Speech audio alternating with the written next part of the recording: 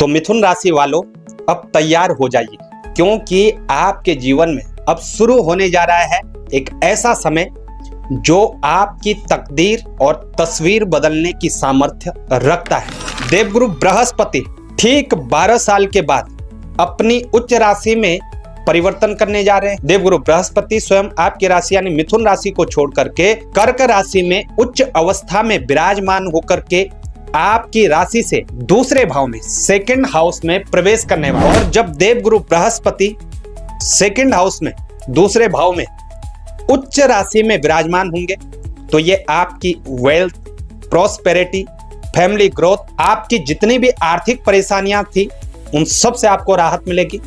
पुराने कर्ज धीरे धीरे खत्म होने लगेंगे और घर परिवार में खुशियों का माहौल, खुशियों का वातावरण बने। मिथुन राशि के जातकों के लिए ये गोचर केवल एक ग्रह परिवर्तन नहीं बल्कि आपके भाग्य को नई दिशा देने का काम करेगा, क्योंकि बृहस्पति ग्रह जिस भी भाव में स्थित होते हैं उस भाव के 100% पॉजिटिव वृद्धि करते हैं। दूसरा भाव धन का भाव तो होता ही है, आपकी वाणी का भाव होता है, परिवार का भाव होता है। इन सब चीजों को लेकर के अच्छी स्थिति होगी। यदि आपसे कोई बिछड़ गया था, रूठ गया था आपकी वाणी के कारण, अब आपकी वाणी ही उसे वापस लेकर के आएगी तो फैमिली में वृद्धि होगी, धन आपका बढ़ने लगेगा, इनकम के साधन बढ़ने लगेंगे।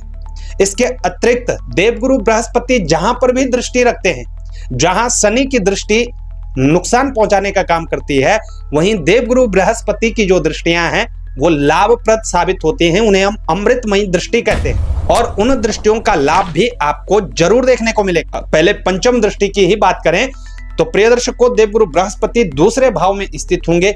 यहां से आपके छठवें भाव को देखेंगे। छठवां भाव रोग रिपु ऋण का है। कोई बीमारी थी वो दूर होगी, कोई कर्ज लिया था वो कर्जा अब दूर होगा। बृहस्पति जब इस भाव को देखेंगे, मित्रवत दृष्टि है, ये मंगल देव की राशि है वृश्चिक राशि पर, तो यहां पर आपके बिजनेस में ग्रोथ होगी।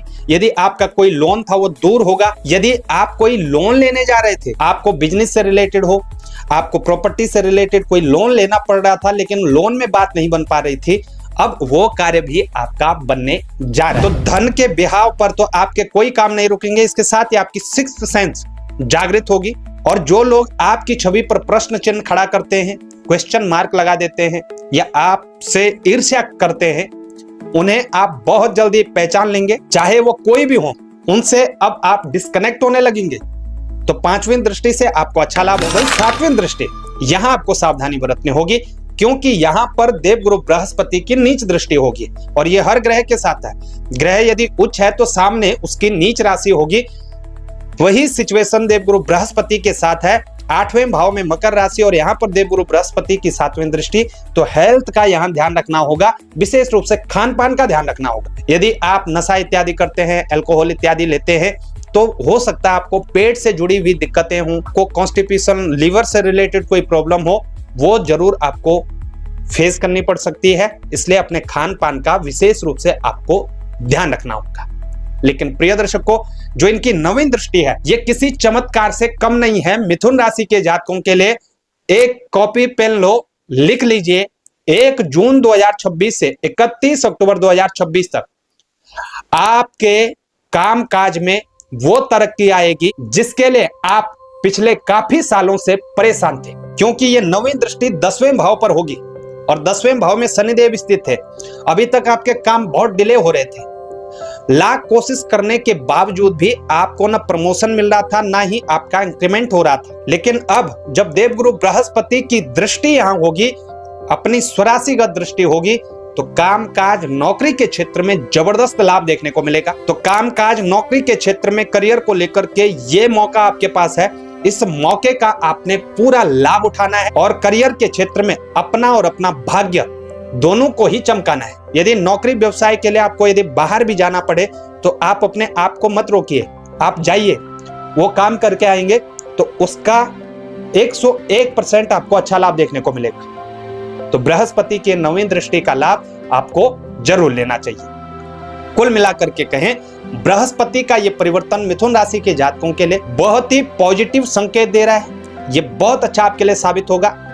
यदि आपकी व्यक्तिगत जन्म पत्रिका में यदि महादशा या अंतरदशा ही विपरीत चल रही हो तो उसका तो नहीं कह सकते, लेकिन गोचरीय दृष्टिकोण से बृहस्पति देव का ये परिवर्तन आपके लिए इतना सकारात्मक है कि आप उसकी कल्पना भी नहीं करेंगे और इसका परिणाम भी आपको देखने को मिलेगा। हाँ, अगर आपको इसका रिजल्ट नहीं मिलता तो आपको अपनी जन्म कुंडली का विश्लेषण एक बार जरूर करवा लेना चाहिए। तो कैसी आपको ये जानकारी लगी, हमें अवश्य बताएं। जानकारी अच्छी लगे शेयर जरूर करिएगा। व्यक्तिगत जन्म कुंडली विश्लेषण करना हो या आपको मुहूर्त विश्लेषण करना हो, पूजा पाठ से रिलेटेड कोई जानकारी चाहिए हो, तो आप हमें निसंकोच इन नंबरों पर व्हाट्सएप कर सकते हैं, कॉल कर सकते हैं और कोई भी समाधान पूछ सकते हैं। जानकारी अच्छी लगे शेयर जरूर करिए। तो आज के लिए इतना ही, फिर मिलेंगे एक नई जानकारी के साथ। तब तक के लिए नमस्कार।